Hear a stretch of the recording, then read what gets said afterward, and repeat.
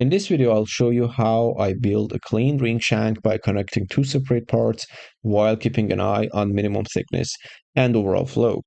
If you find this helpful, tap like and subscribe for upcoming tutorials. And if you want to ask questions or share your work, join our Reddit community. Link in the description. Let's go to the video. In today's video, we are trying to make a ring with two top parts separate each other and then connect the shanks together with a very useful and easy technique which you can use in your designs.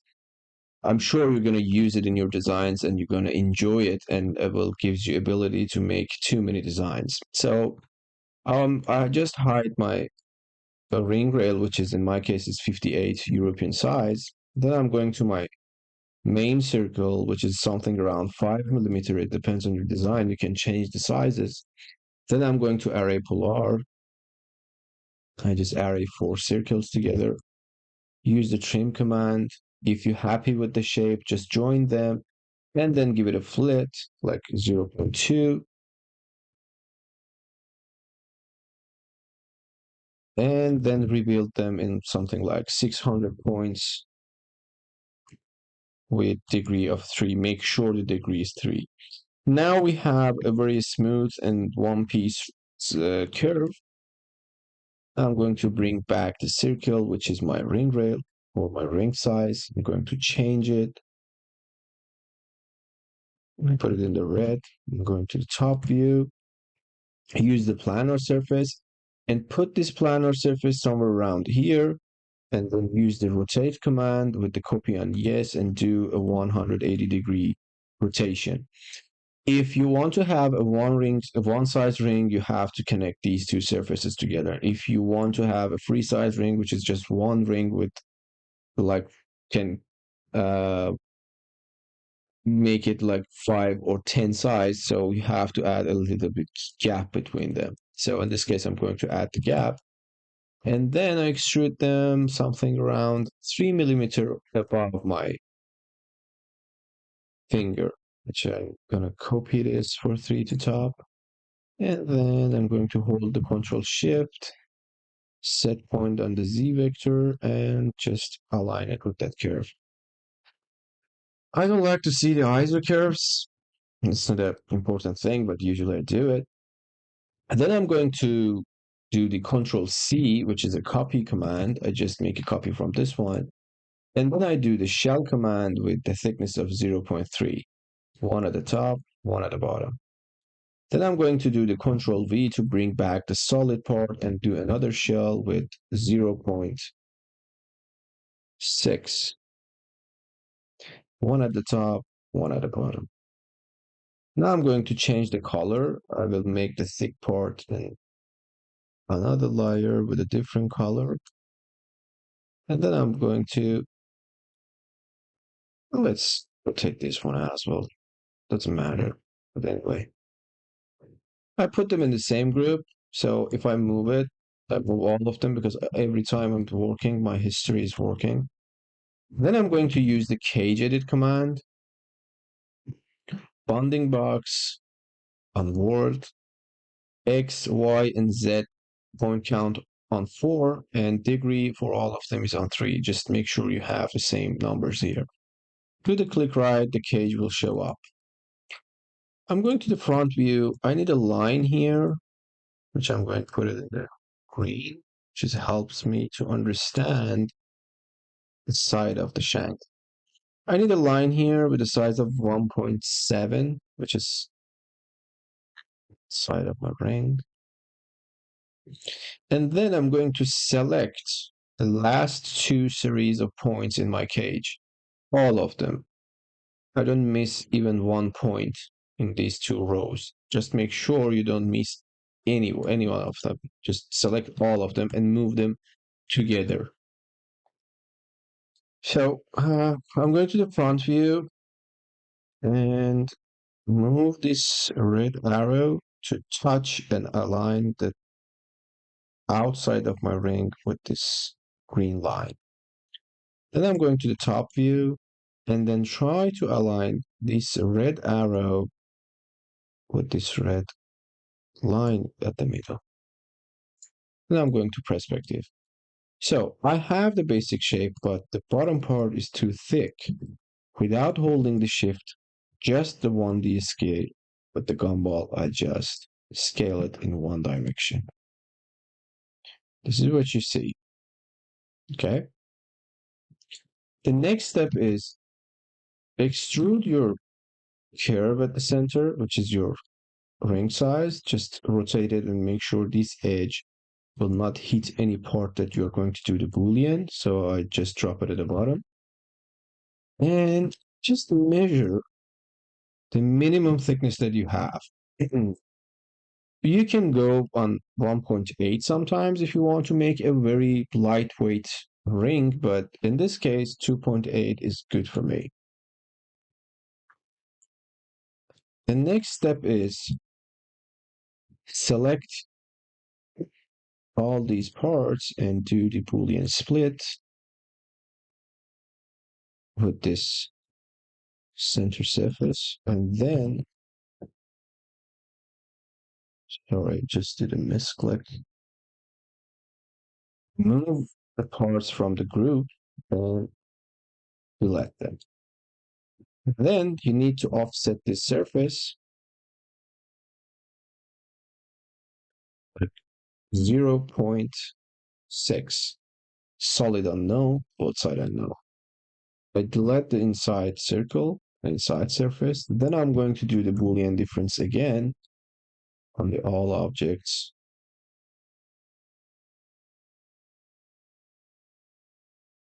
After the calculation is done, I remove the surface. Okay. I'm going to remove from group the two thick part from the top and delete them.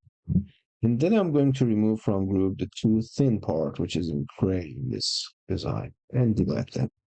Now what we have is the outside of the ring and top of the ring is have less thickness, it means less weight, and we are efficient on the weight.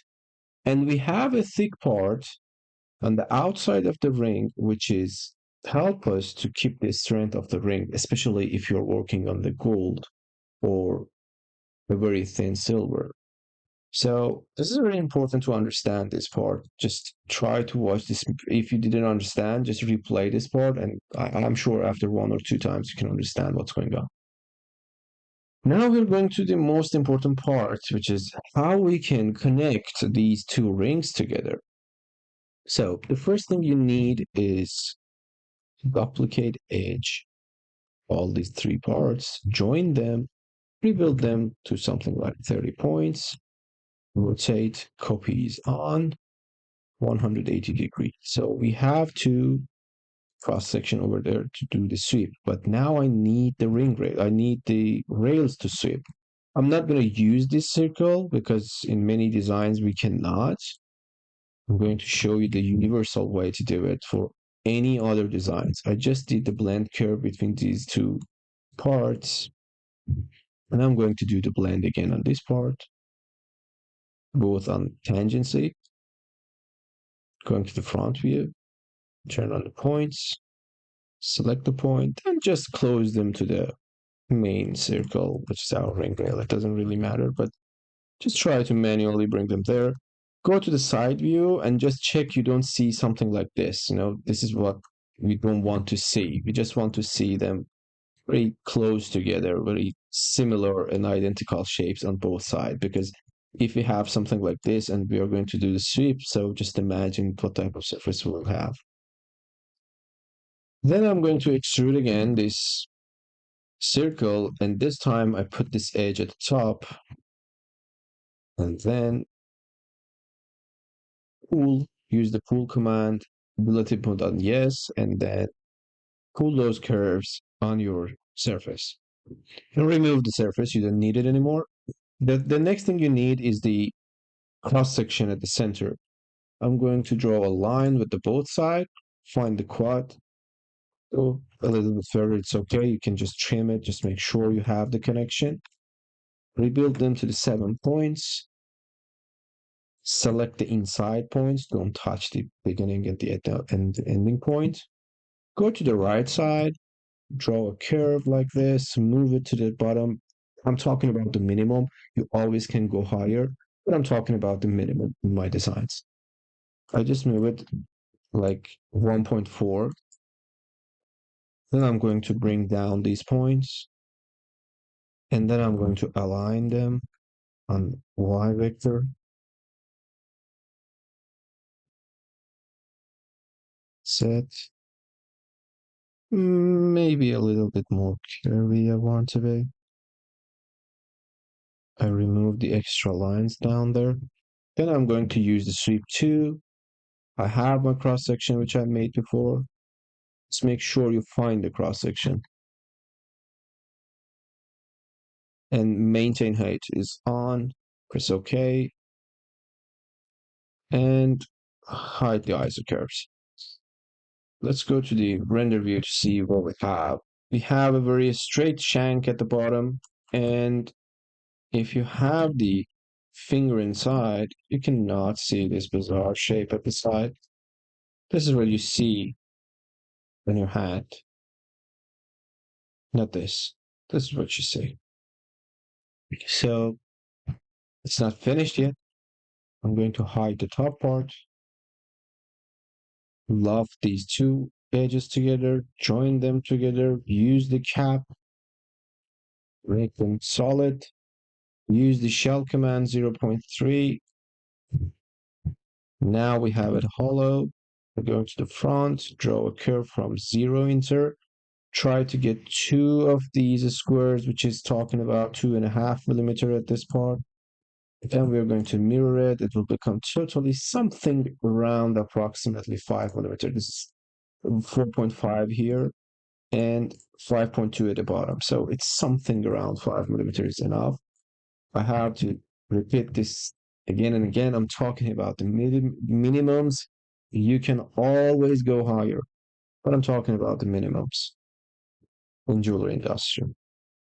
Then I'm going to explode this part. I just pull and split it. I keep the outside surface. I remove the insides. I just loft them together. Oops. Now join them and use the cap command. Now we have the solid part at the center, which is help us in the future for repairing and changing the size of the ring. The next part is, so we have the thick part at the top. So what can I do for this part? So the next thing that is you need is just a duplicate edge, offset curve on surface. Just go for flip it to the point, find the endpoint here. Just make sure you have a clean line, duplicate edge, offset curve on surface, flip it to the inside, select the through point, find this ending point, extract surface, split it, remove the inside surface, lock this part to see these two small parts, and then extrude them in this direction. And then you can have it. This part too. Now we have the same thickness at the top and the bottom. Rotate, put the copies on. Going to change the color. Unlock. And our base of the ring is ready and it's done. Now let's go to the top part. For the top part, you can do many things, but because this video, we focused on how to connect the top and the bottom part together, I'm just going to make a very simple shape at the top, but you can put gemstones on it, you can put enamels, you can do many things. So I just made the duplicate edge from the outside, and I'm going to draw a curve from this quad to this quad, rebuild it 7 points, select the inside points, move them to the top, a little bit scale. I just rotated for 90 degrees. I just hope I have the correct connection over there, then I will understand soon. Split, split. Now we have like 1, 2, 3, 4. We need 4 curve at the top and 1 curve, which is our edge at the bottom. I select all of them, Go for network. This is the command. I just missed it. Surface from network of curves. This is just the surface now.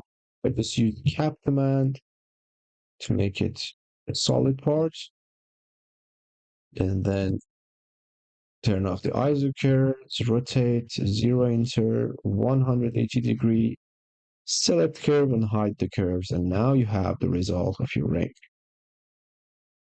I hope you enjoyed this tutorial. I tried to do it fast as possible because this is a video that you can replay and watch it over and over again and you can decrease the speed. So I just try to do it as fast as possible.